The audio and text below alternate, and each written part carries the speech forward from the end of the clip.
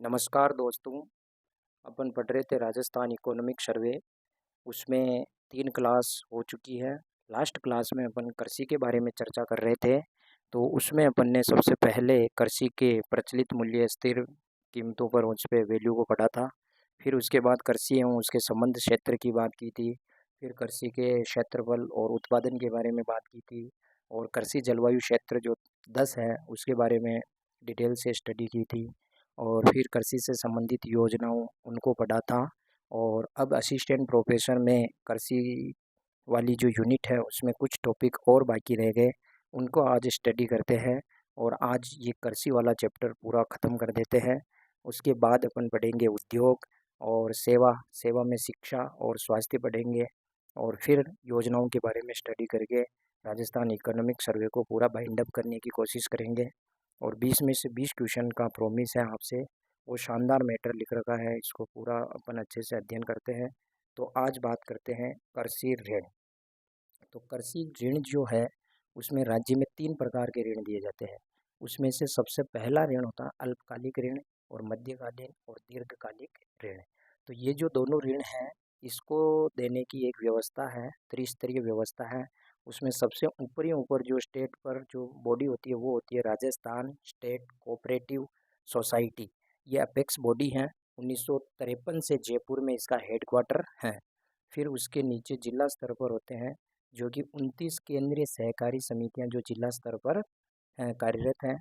और उसके बाद छोटे छोटे कस्बे, छोटे गांवों में इनमें होती है, वो है 8,592 प्राथमिक कृषि ऋण सहकारी समितियां। फिर इधर दीर्घकालीन ऋण देने की योजना है वो भूमि विकास बैंक देता है, LDB लैंड डेवलपमेंट बैंक द्वारा दिया जाता है। ये द्विस्तरीय है।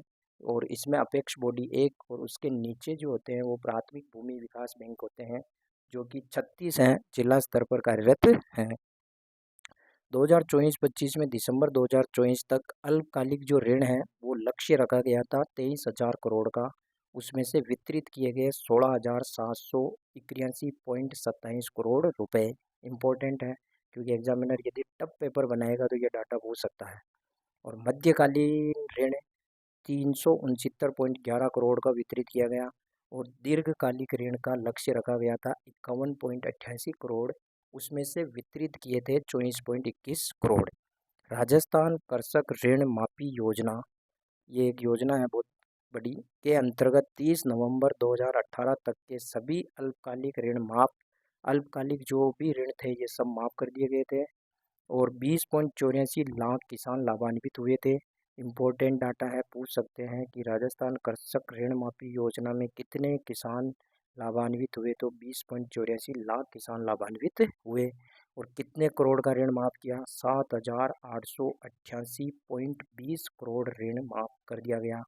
और मध्यकालिक और दीर्घकालिक ऋण में कितने का माफ हुआ, 30,326 किसानों का। और 298.33 करोड़ का ऋण माफ हुआ। फिर इसके बाद कुछ यूनिट्स जो कभी कभार पूछ लेते हैं कि कितनी क्या व्यवस्थाएं राजस्थान में कार्यरत हैं। तो सबसे पहले भैया नोट डाल के लिखा हुआ, एक बार सरसरी दृष्टि से देख लेना।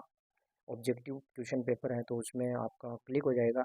42,283 तो पंजीकृत सहकारी समितियां, जिनमें 23 तो संघ है, 24 दुग्ध संघ है, 38 उपभोक्ता थोक दुकानें हैं, 8,592 प्राथमिक कृषि ऋण सहकारी समितियां हैं, 278 विपणन फल सब्जी समितियां, और 29 केंद्रीय सहकारी बैंक, 36 प्राथमिक भूमि विकास बैंक हैं, और 28 प्राथमिक कृषि ऋण समितियां जिसे PACS बोला जाता है, और एक वृहद आदिवासी बहुउद्देशीय समिति। वेरी इंपॉर्टेंट है कि वृहद आदिवासी बहुउद्देशीय समितियां कितनी है राजस्थान में, तो एक।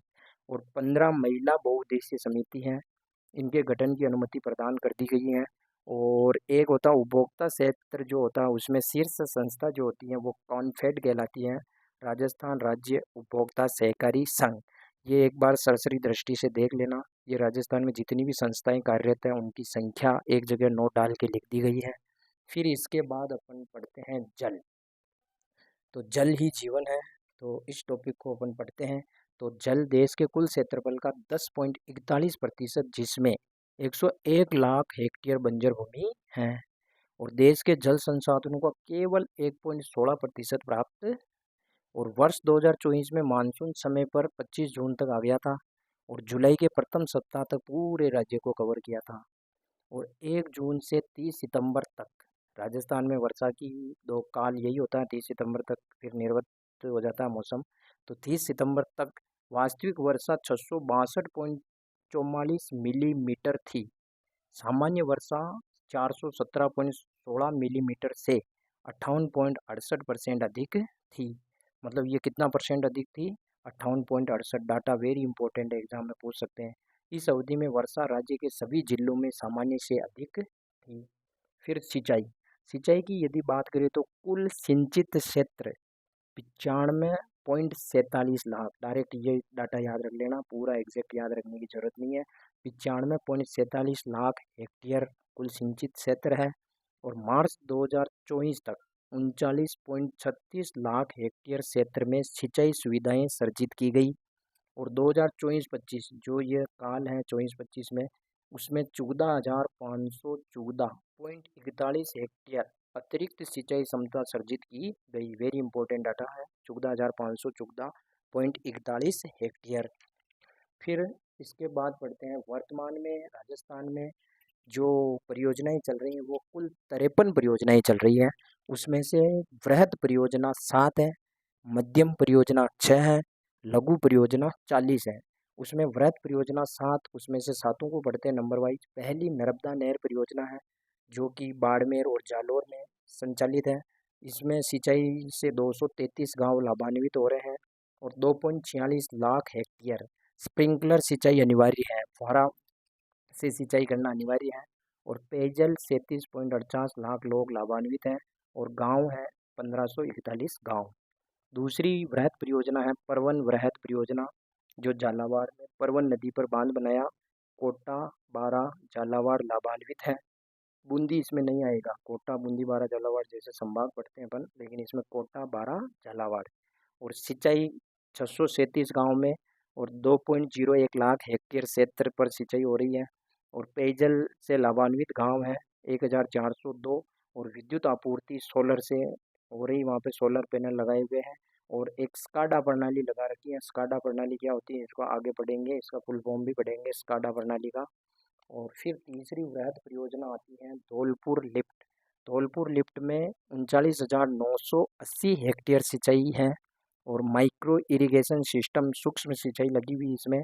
और 30 मेगावाट सौर ऊर्जा संयंत्र लगा हुआ, वेरी इंपॉर्टेंट है धौलपुर लिफ्ट में। और चौथी वृहद परियोजना है नवनेरा बैराज। नवनेरा बैराज काली सिंध नदी पर कोटा में बैराज का निर्माण और काम पूर्ण हो चुका है। और ये जो है ये नवनेरा बैराज ईआरसीपी का हिस्सा है जो कि एक महत्वपूर्ण राजस्थान सरकार की महत्वाकांक्षी परियोजना है। ईस्टर्न राजस्थान कैनाल प्रोजेक्ट, पूर्वी राजस्थान नहर परियोजना। अब इसको एकीकृत ईआरसीपी के थ्रू इसको कहा पार्वती काली सिंध चंबल लिंक परियोजना। इसमें कुन्नू, कूल, पार्वती, काली सिंध, मेज नदी के अधिशेष जल को बनास, बाणगंगा, गंभीरी, पार्वती में स्थानांतरित करना है। और 17 जिले इसमें लाभान्वित हैं। 32.5 मिलियन लोग लाभान्वित होंगे और 2,51,000 हेक्टेयर नई कृषि भूमि सिंचाई होगी। और 1,52,000 हेक्टेयर कृषि भूमि में सिंचाई के अतिरिक्त पानी की आपूर्ति होगी। और कूल नदी पर रामगढ़ बैराज, पार्वती नदी पर महलपुर बैराज बनाया गया। दो बैराज का निर्माण किया जा रहा है। उसमें कूल नदी पर तो है रामगढ़ बैराज और पार्वती नदी पर है महलपुर बैराज। पांचवी वृहद परियोजना है ऊपरी उच्च स्तर नहर माही। माही नदी पर माइक्रो इरिगेशन सिस्टम के माध्यम से सिंचाई हो रही है। 105 किलोमीटर है। सेडल बांध संख्या 1 से पानी दिया जाएगा। सेडल बांध याद रखना किस पर बना हुआ है? माही नदी पर। बांसवाड़ा, कुशलगढ़, बागीदोरा विधानसभा क्षेत्र के 338 गांव लाभान्वित हैं और 41,903 हेक्टेयर में। और लागत इसकी रखी गई 2,500 करोड़ रुपए। छठी योजना है पीपलकूट उच्च स्तर नहर परियोजना जो कि पीपलकूट तहसील प्रतापगढ़ में है। उसके 16 गांव हैं और 5,000 हेक्टेयर स्प्रिंकलर प्रणाली से और माई नदी का जल इसमें काम आएगा। और लागत 2000 करोड़ इसकी रखी गई है। और 7वीं वृहद परियोजना है लास्ट काली तीर लिफ्ट, ये धौलपुर जिले में स्थित है। और पेयजल में 483 गांव और 3 शहर को शामिल किया गया। 3 शहर पर्टिकुलर हैं तो एग्जाम में पूछ सकते हैं, बाडी, बसेड़ी और सर मथुरा। और पार्वती रामसागर बांध से पानी प्राप्त होगा इसमें। फिर मध्यम स्तरीय परियोजनाएं 6 है। उन मध्यम स्तरीय परियोजनाओं में 6 में नाम याद रखना, इनकी एक ट्रिक बना रखी। गै टागा हल है ए, तो गै यानी गरदड़ा गरदड़ा बूंदी, टाकली, कोटा, घाघरी, झालावाड़। और यहीं पे एक पिपलदा परियोजना भी है झालावाड़ में, याद रखना। और हथियादे, लाहसी और अंधेरी, ये तीनों किस्में हैं 12 में, हथियादे, लाहसी, अंधेरी। फिर सिंचाई से संबंधित कुछ योजनाएं हैं, उसको पढ़ते हैं अब। तो योजनाओं में सबसे पहली योजना है मरम्मत नवीनीकरण पुनर्स्थापन योजना, RRR। तो जनवरी 2005 में भारत सरकार द्वारा राज्य सरकार के सहयोग से छोटे जल संरचना की मरम्मत सुधार 60:40 का इसमें वित्तीय अनुपात है। और 2017-18 में प्रधानमंत्री कृषि सिंचाई योजना में शामिल कर दिया गया, इसे PMKSY योजना में शामिल कर दिया गया है। और इसमें 14 जिलों में संचालित है और 3 जिलों में नए प्रस्ताव पारित हुए। ये एग्जाम में पूछ सकते हैं कि कौन से 3 जिलों में ये योजना और प्रस्तावित है, तो कोटा, बूंदी, टोंक। से अगली योजना है प्रधानमंत्री किसान ऊर्जा सुरक्षा उत्थान महाअभियान, PM कुसुम। और घटक बी, इसके PM कुसुम के 3 घटक हैं, घटक ए, घटक बी, घटक सी, उसमें से ये घटक बी। तो घटक बी में क्या है, सौर पंप है, 3 HP से लेके 10 HP तक की स्थापना करना है। और 7.5 HP के पंपों के लिए अधिकतम अनुदान देय है 7.5 HP तक। और किसान का हिस्सा इसमें तो होता है 40% और बाकी सरकार का हिस्सा होता है 60%, जिसमें भारत सरकार और राज्य सरकार 30% की सब्सिडी देती है। और किसान 30% तक ऋण ले सकता है, जो 40% हिस्सा किसान का है उसमें से 30% तक का ऋण भी ले सकता है। पात्रता इसमें कृषि बिजली कनेक्शन नहीं, जिसके कृषि बिजली कनेक्शन नहीं है वो पात्र होगा। और डीजल आधारित पंप सेट पर निर्भर, वो सौर पंप लगवाने हेतु पात्र होगा। डीजल आधारित पंप सेट जो वो इंजन से सिंचाई करते हैं वो सौर पंप लगवाने हेतु पात्र होंगे। फिर आती है मुख्यमंत्री जल स्वावलंबन अभियान 2.0।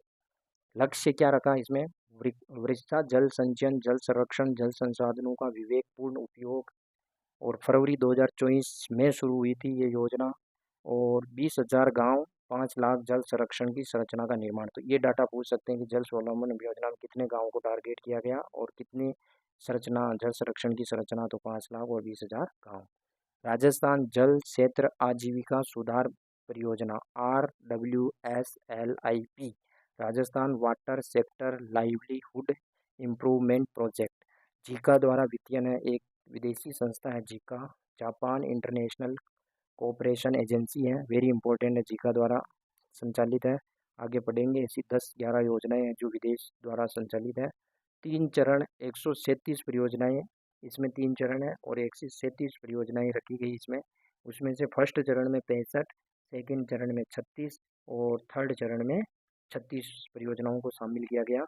और 1 अप्रैल 2017 से 31 मार्च 2028 तक 11 वर्षों में क्रियान्वित की जाएगी, ये भी याद रखना। और 4.70 लाख हेक्टेयर CCA का उपचार और लागत इसकी रखी गई 2,294 करोड़ रुपए, ये लागत है इसकी। और नेक्स्ट योजना है रेगिस्तानी क्षेत्र में राजस्थान जल क्षेत्र पुनर्गठन परियोजना। इसकी अवधि 7 वर्ष की रखी गई। और आजीविका सुधार परियोजना की अवधि कितनी रखी गई थी, 11 वर्ष, और इसकी अवधि 7 वर्ष। और ये 2 चरणों में है, इससे पहले की योजना 3 चरणों में थी। और ये NDP न्यू डेवलपमेंट बैंक से ऋण, जबकि वो जीका के द्वारा संचालित थी। इसमें NDP और राज्य का योगदान है 70-30 का वित्तीय अनुपात है। इसका उद्देश्य क्या है, एक तो IGNP का जीर्णोद्धार करना है, सेम समस्या से निजात दिलानी है और सूक्ष्म सिंचाई को बढ़ावा देना है। फिर नेक्स्ट योजना है बांध पुनर्वास सुधार परियोजना, DRIP।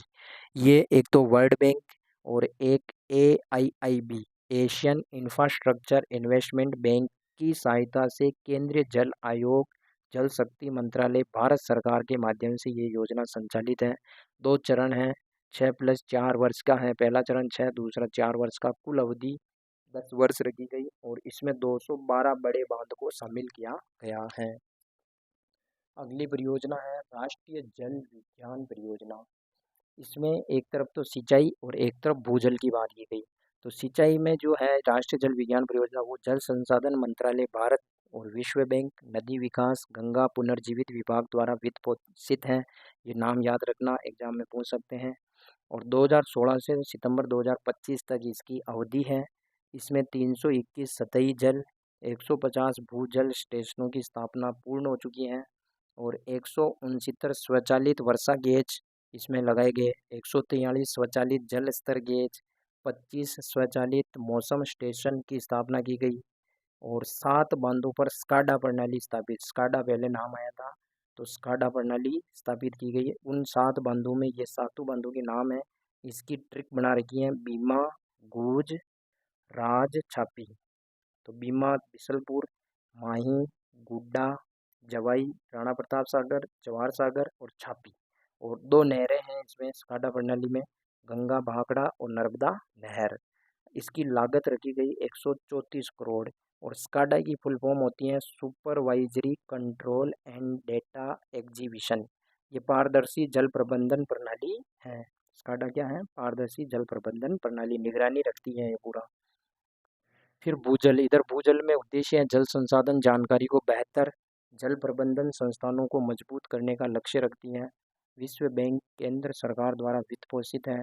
2016 से 2024 तक चलेगी ये योजना। लागत 140 करोड़। इस योजना के अंतर्गत भूजल विभाग ने डेटा संग्रहण, आदान प्रदान, विश्लेषण, प्रचार के लिए व्यापक निगरानी प्रणाली विकसित की है। ये राष्ट्रीय जल विज्ञान परियोजना है जो सिंचाई और भूजल के बारे में है। ये 2016 से 2025 है, जबकि ये 2016 से 2024 तक है।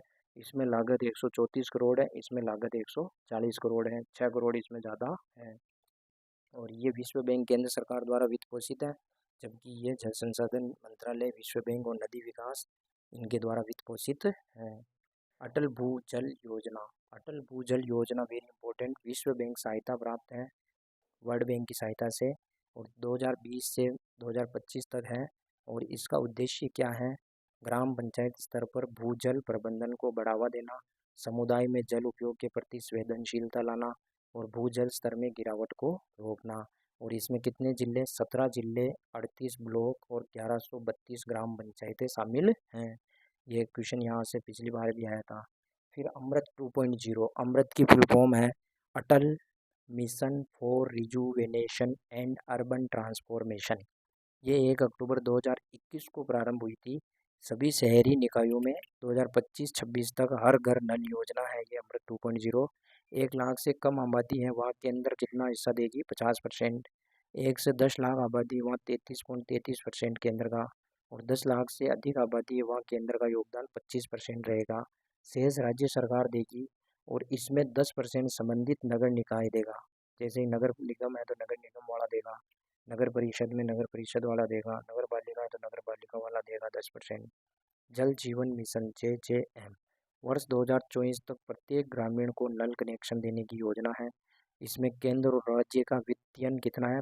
50-50% है और लागत कितनी है? 93,427 करोड़ रुपए और 92 लाख परिवार इसमें लाभान्वित होंगे, लक्ष्य रखा गया। और फरवरी 2025 तक 59.21 लाख कनेक्शन दे चुके हैं। फिर आते हैं उद्यानिकी। उद्यानिकी में राष्ट्रीय बागवानी मिशन, नेशनल हॉर्टिकल्चर मिशन, फलों, मसालों, फूलों, उद्यानिकी फसलों के उत्पादन और उत्पादकता बढ़ाने के लिए 31 जिलों में लागू है। 1287 हेक्टेयर में फल बाग की स्थापना और 3.23 लाख वर्ग मीटर में ग्रीन हाउस और 3 वर्मी कंपोस्ट यूनिट। फिर राष्ट्रीय कृषि विकास योजना RKVY, इस योजना में ताड़ के पेड़ की खेती, कौन से पेड़ की खेती? ताड़ के पेड़ की खेती। और NHM से वंचित जिलों में, NHM 31 जिलों में लागू है, उससे वंचित जो जिले हैं उसमें उद्यानिकी विकास, शहरी क्षेत्रों में सब्जी क्लस्टर, सब्जी क्लस्टर शहरी क्षेत्रों में शामिल। उत्कृष्टता केंद्र की स्थापना और उत्कृष्टता केंद्र कहाँ कहाँ पे हैं? जादोबूटो चीज, झालावाड़, धौलपुर, बूंदी, टोंक, चित्तौड़गढ़, सवाई माधोपुर और बस्सी और नाता। बस्सी जयपुर में है, नाता कोटा में है। तो यहाँ पे उत्कृष्टता केंद्र की स्थापना, जो नाम इम्पोर्टेंट है, वेरी इंपॉर्टेंट, याद रख लेना इनको। फिर है राष्ट्रीय खाद्य सुरक्षा mission, NFSM, national food security mission. ये गेहूं दलहन पर 2007-8 से शुरू हुआ था। केंद्रीय प्रायोजित योजना है जिसमें 60-40 का वितरण रखा गया। इसमें शामिल फसलें हैं गेहूं, तो चुगदा जिले हैं। ये शामिल फसलें याद रखना, गेहूं है, दलहन है, मक्का, जौ और पोषक अनाज। पोषक अनाज में ज्वार और बाजरा और वाणिज्यिक फसलें, वेरी इंपॉर्टेंट। अब इसमें से गेहूं कितने जिलों में लागू है? 14 जिलों में। दलहन 2010-11 से सभी जिलों में लागू हो गया, 10-11 से।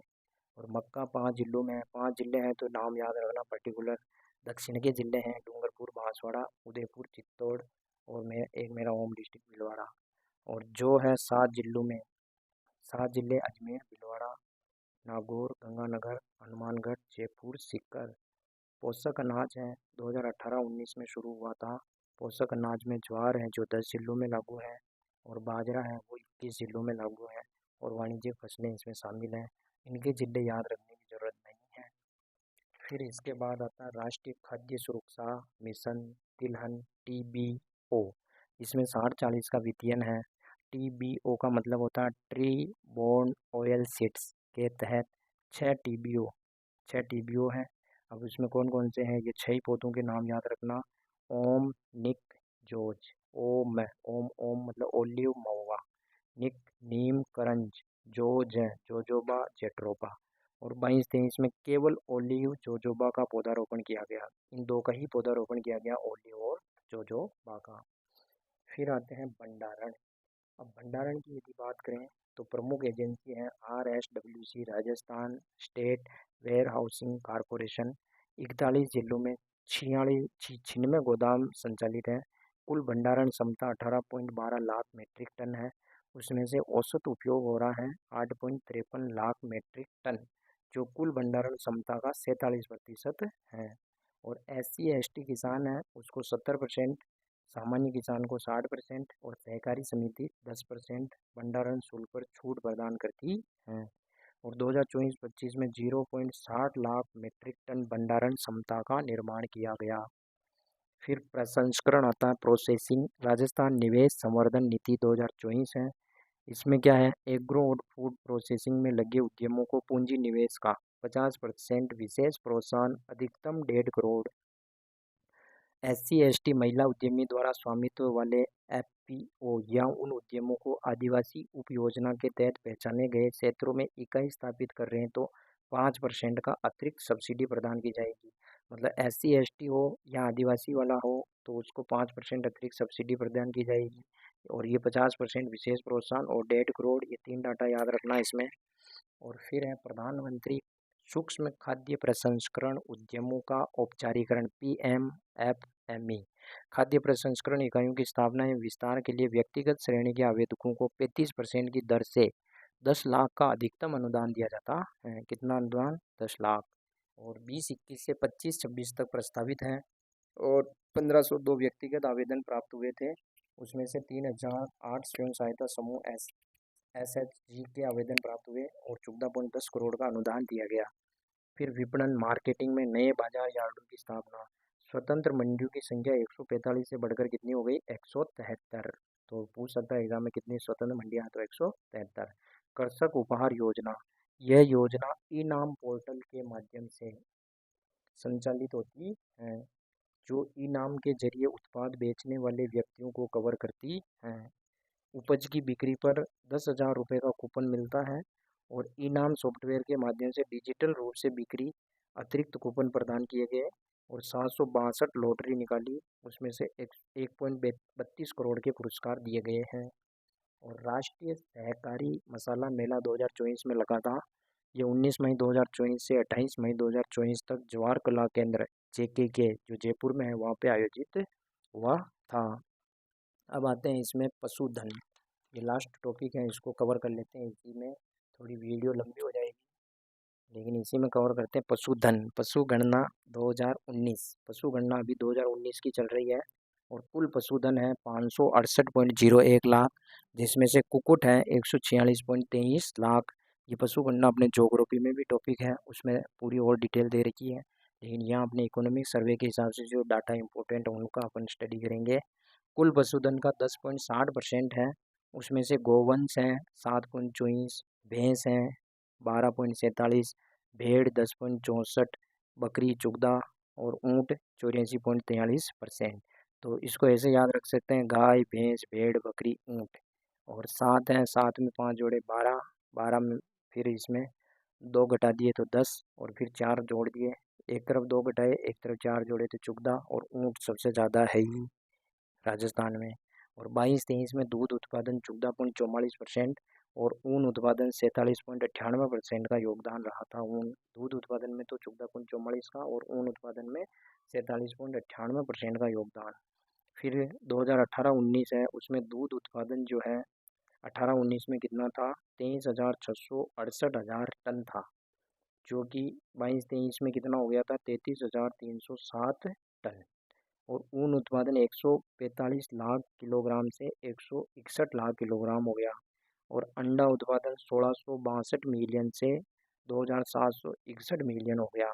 और मांस उत्पादन 192 टन हजार टन से 240,000 टन हो गया। और 534.75 लाख टीकाकरण हो चुके हैं अभी। और नस्ल सुधार में 2.26 लाख बड़े पशु और 4.63 लाख छोटे पशु बंध्याकरण और 15.33 लाख कृत्रिम गर्भाधान किए। ये डाटा एक बार सही दृष्टि से देख लेना, ज़्यादा रटना नहीं है। इसमें से ये डाटा इम्पोर्टेंट, ये इम्पोर्टेंट और ये इम्पोर्टेंट, ये वैसे ज्योग्राफी में पढ़ते हैं और ये भी इम्पोर्टेंट है। और दूध उत्पादन ये इम्पोर्टेंट है, कितना उत्पादन हुआ 22-23 में, 33,307,000 टन। फिर इसमें है मोबाइल वेटनरी यूनिट्स। 24 फरवरी 2024 को शुरू हुई थी ये योजना। टोल फ्री नंबर है मोबाइल वेटनरी यूनिट्स का 1962 और कुल 536 MVU वाहन संचालित हैं। कितने वाहन संचालित हैं? 536। राजस्थान सरस सुरक्षा कवच बीमा योजना, इसका यह 8वां चरण है। 1 फरवरी 2024 से प्रभावी। दुर्घटना मृत्यु पूर्ण स्थायी विकलांग पर तो 5 लाख रुपए और आंशिक स्थायी विकलांग पर 2.5 लाख रुपए दिए जाते हैं। और 1,53,508 दूध उत्पादकों को बीमित किया गया है। मुख्यमंत्री दुग्ध उत्पादक संबल योजना, जो कि 2 रुपये प्रति लीटर से बढ़ाकर कितनी कर दी, 5 रुपये प्रति लीटर की सहायता राशि दी जाती है। ये दूध जो बेचते हैं डेयरी में उनको 5 रुपये राज्य सरकार की तरफ से प्रति लीटर दिए जाते हैं। और 600 करोड़ का प्रावधान किया गया। गौशाला विकास योजना, जो इसमें ये पूछ सकते हैं एग्जाम में कि वित्तीयन कैसा है, तो सरकार और जनता 90% सरकार सब्सिडी देती है गौशाला विकास के लिए और अधिकतम 10 लाख वित्तीय सहायता देती है। और पंजीकृत गौशाला के लिए सहायता अनुदान बीमार गोवंश हेतु अभी सरकार दे रही है 1 अक्टूबर 2024 से। बड़े गोवंश हैं उनको 44 रुपये प्रतिदिन और छोटे गोवंश हैं उनको 22 रुपये प्रतिदिन दे रही है अनुदान। और 2022-23 से 270 दिनों के लिए प्रभावी है। अब नोट है इसमें, जयपुर जोधपुर बीकानेर पाली में गो उत्पाद प्रसंस्करण पर प्रशिक्षण आयोजित होते हैं। कहाँ कहाँ आयोजित होते हैं, तो ये 1 2 3 4 स्थान है, याद रख लेना। ई न्यूज़ लेटर है एक गोपालक वाणी, जो 2024-25 में शुरू हुई थी। पूछ सकते हैं कि गोपालक वाणी कब से शुरू हुआ, तो 24-25 से। और 200.13 लाख गाय भैंस रोग निरोधक टीके लगे। और पशु मित्र कितने हैं, 5,000 प्रशिक्षित युवा हैं। ऊँट पालकों को 10,000 रुपये की वित्तीय सहायता दी जा रही है, जो कि 2 किस्तों में दी जाती है। पहली किस्त 0 से 2 माह के बीच में और दूसरी किस्त 1 वर्ष। नवजात ऊँटों को 10,000 से बढ़ाकर 20,000 कर दी गई है। और 138 तो दवा और 25 शल्य चिकित्सा निःशुल्क है इनके लिए। और राज्य गोवंश संरक्षण संवर्धन निधि नियम कब का है, 2016 का। फिर है डेयरी विकास, लास्ट है डेयरी विकास कृषि के चैप्टर में। राजस्थान सहकारी डेयरी फेडरेशन RCDF। और फिर उसके नीचे होता है जिला दुग्ध उत्पादन सहकारी संघ, जो कि राजस्थान में कितने हैं, 24। और फिर उसके नीचे होता है डेयरी सहकारी समितियां, जो कि 19,054 राजस्थान में कार्यरत हैं। और दुग्ध प्रसंस्करण क्षमता है 51.40 लाख लीटर प्रतिदिन। उसमें से प्रतिदिन 30.04 लाख किलोग्राम दूध की खरीद सहकारी समितियों द्वारा होती है। और 9.25 लाख दुग्ध उत्पादक हैं। दुग्ध उत्पादक कितने हैं, 9.25 लाख। औसत दूध संकलन का लक्ष्य रखा गया 41.96 लाख किलोग्राम प्रतिदिन। उसमें से उपलब्धि हासिल हुई 30.04 लाख किलोग्राम प्रतिदिन। औसत दुग्ध वितरण का लक्ष्य है 27.46 लाख लीटर प्रतिदिन। उसमें से उपलब्धि 22.19 लाख लीटर प्रतिदिन। और 18,742 मीट्रिक टन घी का विपणन कर चुका है। और राज्य में 4.30 लाख हेक्टेयर जल क्षेत्र उपलब्ध है। उसमें से 3.36 तो बड़े मध्यम जलाशय और 0.94 छोटे तालाब टैंक हैं। जल संसाधन उपलब्धता में 10वें स्थान पर है। और 21.41 हेक्टेयर खारे पानी के झींगा तालाब निर्माण। चूरू में खारे पानी की जलीय कृषि प्रयोगशाला है। तो ये अपना पूरा कृषि का चैप्टर हो गया है। कृषि के बाद में अपना अगला चैप्टर आता है उद्योग, जिसको अगली नेक्स्ट क्लास में पढ़ेंगे। और उद्योग के बाद सेवा क्षेत्र और सेवा क्षेत्र के बाद योजनाएं, ये पूरा अपन डिस्कस करेंगे। जय हिंद।